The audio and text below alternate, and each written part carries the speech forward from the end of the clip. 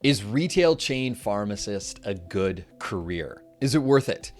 Now, before you run to the comment section or rate this video, hear me out. We're going to be diving deep into this subject, talking about salary, satisfaction, the demand, and the flexibility.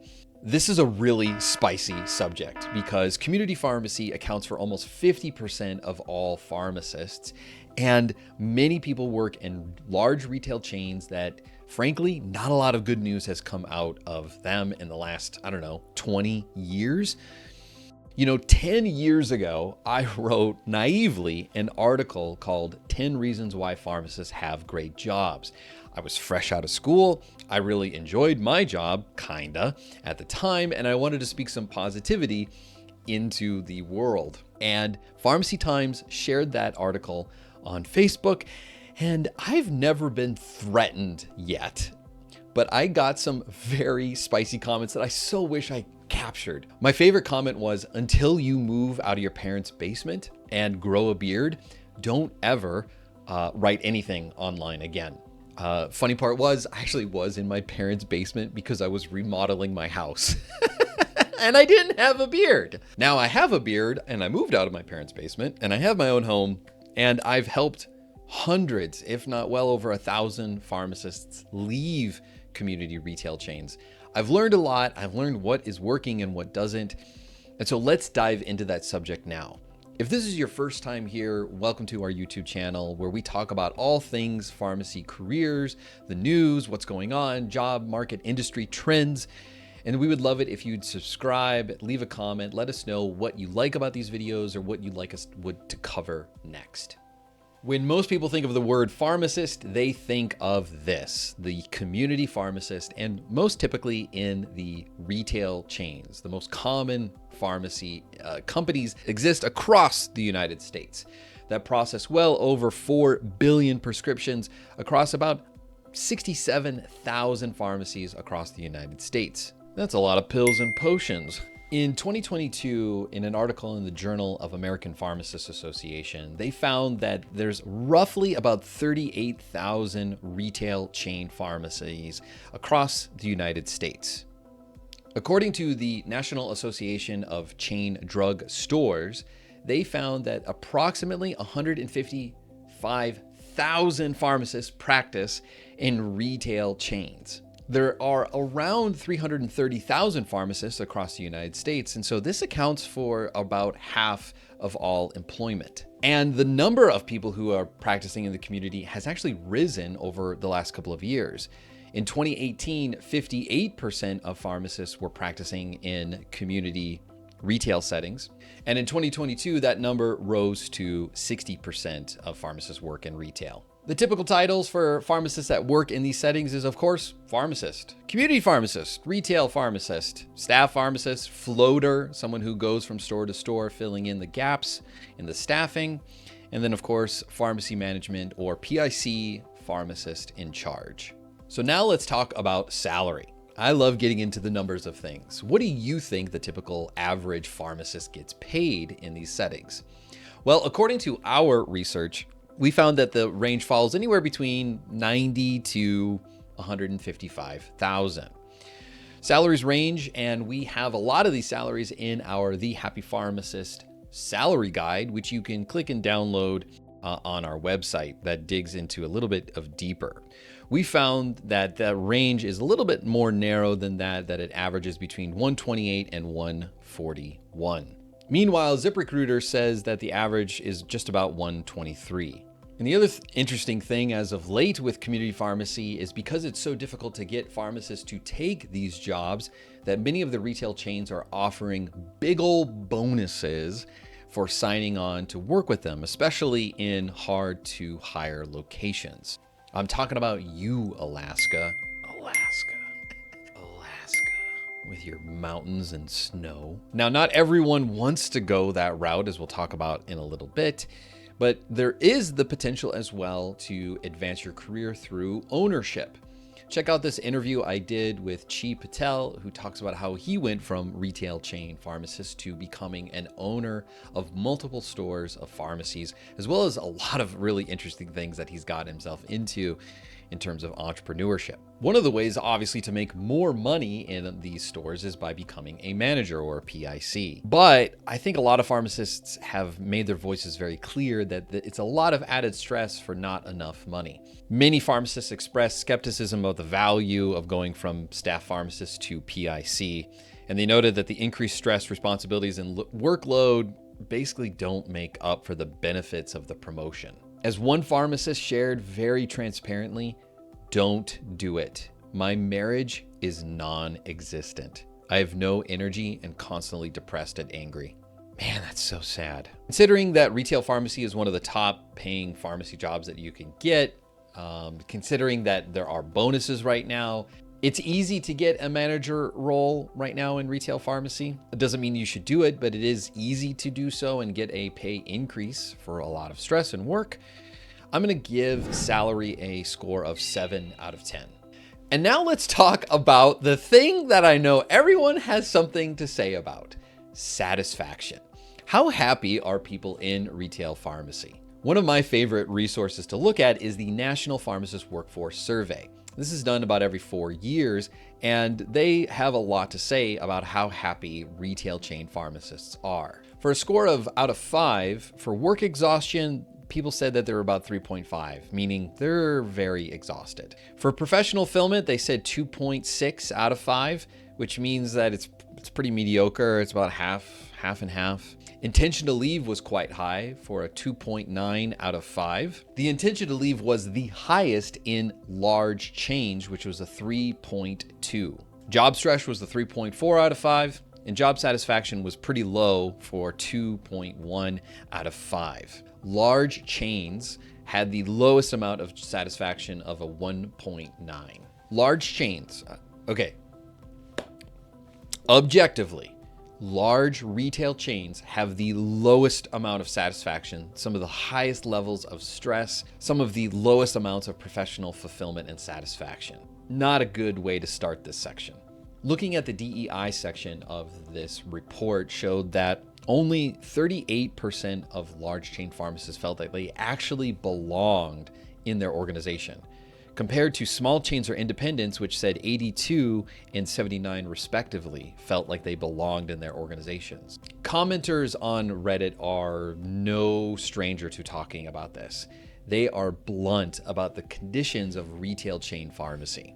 We can't leave these jobs because we have bills to pay, giant payments to our houses, our cars, our college debts, and we are slaves to these jobs because they provide us with a beefy paycheck. There are good people at these places. There are good managers out there. There are great stores with appropriate amount of staffing and workload. This is anecdotal. In fact, you can check out this interview that we did with one client who went into a retail chain store and is enjoying it. But I have to be honest, that is not the norm right now. That's very clear from the evidence. The norm is that people are stressed out and very unhappy and unsatisfied in these work settings.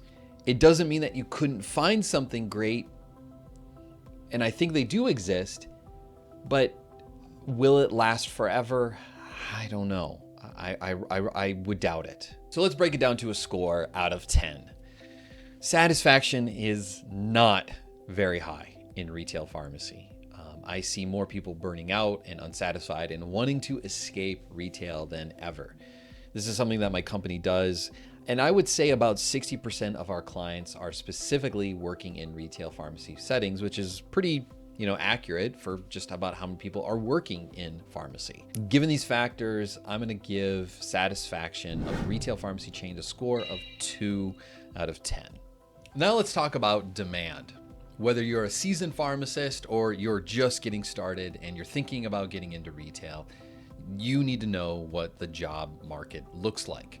If you go to ziprecruiter.com and type in retail pharmacist and add in the salary of over 120,000, you'll see that there's over 17,000 jobs. This includes titles things like manager, PIC, clinical pharmacist as well. If you look at the number of job listings right now, for jobs that are over $120,000 a year and in retail pharmacy, you'll see on ZipRecruiter that there are over 17,000 jobs available. That's a lot. And the vast majority of these jobs are entry-level positions. You also should note that as of late, there's a lot of bonuses being passed around. Now, we've kind of already talked about this and why, and there's a whole video about it if you want. But it is easier these days to get bonuses for retail jobs. Whenever there's a bonus for a job, that usually implies that it is a little bit more difficult for hiring for this position. It means the demand is higher and that these companies need bodies in these positions. This is in stark contrast for what was currently thought about 5 years ago. Back in 2018, there was a lot of predictions about a looming job crisis for pharmacists. There was too many pharmacists, and that certainly was the case. But then the pandemic happened, and now Gen Z is entering the marketplace, and these companies are finding out that people are not willing to take the majority of these jobs. And so they started to add bonuses for them. And we're not talking about piddly amounts either. We're talking like $50,000, $75,000, and even $100,000 sign-on bonuses have been reported for these retail pharmacist jobs, the most common jobs that are out there. You know, from about 2000 to 2006, there was a huge demand. It was 6 figures in a car was the saying to get a job in retail. Once the 2006 recession hit, things changed in pharmacy. Reimbursements got harder, profit margins decreased, and we saw, I would say, the market never really kind of grew. And for a long time, everyone was saying there's too many pharmacists out there. There's too much competition. Pandemic changed things. Now we're in this weird place with demand in retail pharmacy. I think there's an expansion of services going on in many of these retail chains. I think that pharmacy is going to be changing in the next 10 years as far as what the typical retail chain pharmacist does. I do not think that the entirety of what a retail pharmacist does will be automated away. And so I'm thinking that the demand is going to continue going to grow and it's going to be shifting over time. And I think even this demand for a better work environment is going to shift how pharmacies will be running. And I think that over the next decade, these major retail chains are going to be increasing their efforts to make the work environments better in order to attract this next generation to go work for them. Given these factors and how easy it is to get into one of these jobs, I'm going to give the demand score a 6 out of 10. And for the final factor is flexibility. So flexibility is kind of like this magic score that I like to think about. It's work-life balance. It's the flexibility of the schedule. It's how easy is it to get into, and as how easy is it to get into other things if you choose this career path. And I would say overwhelmingly, this is the factor that everyone says in retail that it's why they want to get out. It's so stressful. It is so demanding. The schedules are all over the place. People can't live their lives because they're working for 12 plus hours on Thursday and Friday. They get off Saturday, but then they go back on Sunday and Monday, and then they have off for a day, and then they work for a day, and then they have off for 3. It's all over the place. It's so hard to live life when you don't have some sort of consistency. Some retail chains do have consistency, 5 on, 4 off, 3 on, 4 off, 4 on, 3 off.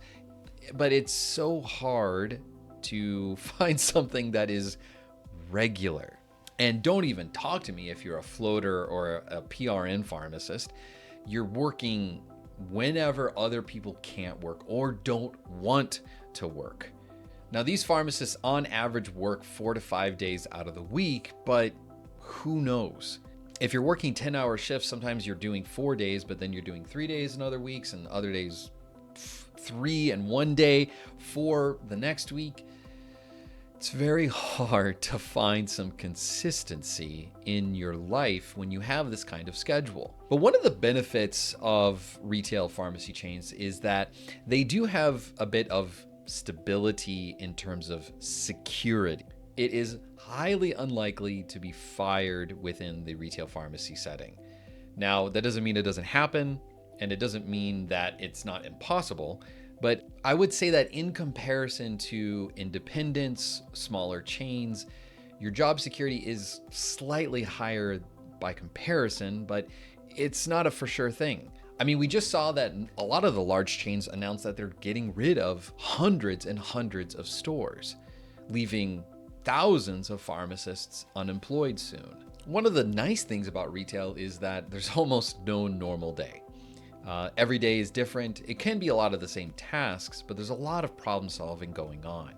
One of the things that retail pharmacists tell us, though, when trying to get into other careers is that I'm just a retail pharmacist. Oh, and that, I really don't like it.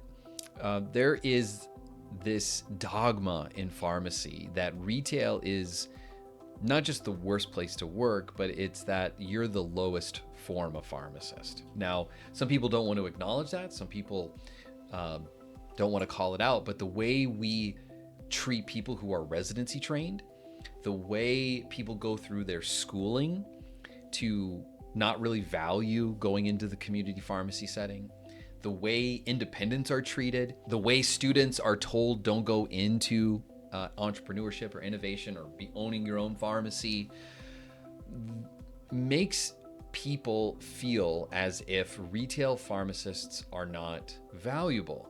And on top of that, when you're working in a retail chain and you have to deal with a drive-through where people treat you like hot garbage. I mean, I worked at Burger King as a teenager. I hated it because of how people treated me, and I felt almost the same way at my retail pharmacy chain as an intern when we had to deal with the public. They just, in general, don't always treat you with a whole lot of respect. Because of all of these things, it makes it so difficult to say that, oh yeah, retail pharmacy is a totally flexible job, and it's super easy to get out of that or transition to other things, or even to transition laterally within the company. It's a rigid business framework. In my opinion, though, as a career coach, I think it is possible for you to get into things like specialty, mail order, long-term care, clinical pharmacy, or pharma. I've seen it happen hundreds of times. Check out our podcast or any of our stories of our clients that have worked with us. But with all of these factors in place, take into account just how rigid things are, how difficult work-life balance is, how high the stress is. I give retail pharmacy a flexibility score of 3 out of 10. All right, now we covered a lot of ground. We talked about some of the benefits, and it's time to give my final score. For salary, I said that it was a pretty competitive compensation. Retail pharmacists are typically the most commonly held job in pharmacy, and it's one of the higher paying jobs. I gave it a 7 out of 10. For satisfaction, across the board, you're gonna see complaints and high stress and burnout. So I gave it a 2 out of 10. For demand, there are a lot of jobs right now in retail pharmacy, as well as jobs with a lot of bonuses attached to them. And so I gave it a 6 out of 10. And then for flexibility, I rated it as something that doesn't allow a whole lot of flexibility. It's difficult to transition in and out of retail, and it's not something that gives you a very stable work-life balance. And so I gave it a 3 out of 10. And so for a score out of 10 total, retail pharmacy gets a 4 out of 10. Look, the truth of the matter is you can't equate salary and satisfaction, flexibility, and job demand as equal factors. If anything, I think the vast majority of retail pharmacists would say who are burnt out that their satisfaction is so low, their flexibility is so bad that they would rate it much lower than a 4 out of 10, maybe even negative. But the truth is that I've got to be somewhat standard here. And retail pharmacists are paid very highly by comparison to some of their hospital colleagues, or even some of their pharma colleagues, or remote pharmacy job holders. And so because of the stress, they get paid more. But what I think a lot of people discover through experience is that the pay isn't worth it. Just because it's 7 out of 10 in pay doesn't mean that it's something that is worth sacrificing, i.e. your mental health and physical health. Retail pharmacy is the face of pharmacy. And sadly, so much of its publicity and focus online is negative. It is not a good time to be a pharmacist in the retail pharmacy setting, even with the bonuses. Because at the end of the day, what I believe this next generation really cares about, and what most people now care about, i.e. millennials, Gen Z, is that they actually enjoy what they do, that they make great bonds with their patients, their colleagues, their coworkers, that they, at the end of the day, feel like they've made a difference for themselves and for other people.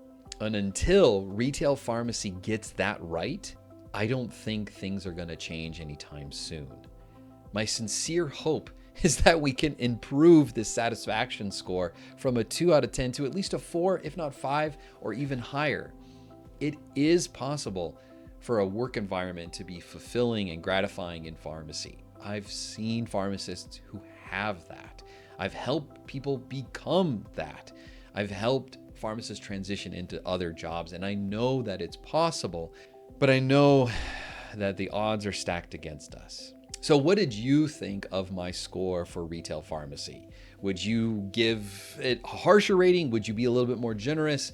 And what do you think pharmacy needs to change so that retail community pharmacy can be in a better place? I'd love to hear your comments and thoughts. Thank you for watching this video. It took a lot of research to get all these resources together, so we appreciate your feedback. So like and subscribe. Please like and subscribe. And thank you for watching this video. I appreciate you and your time. So until we see you in the next video, take care.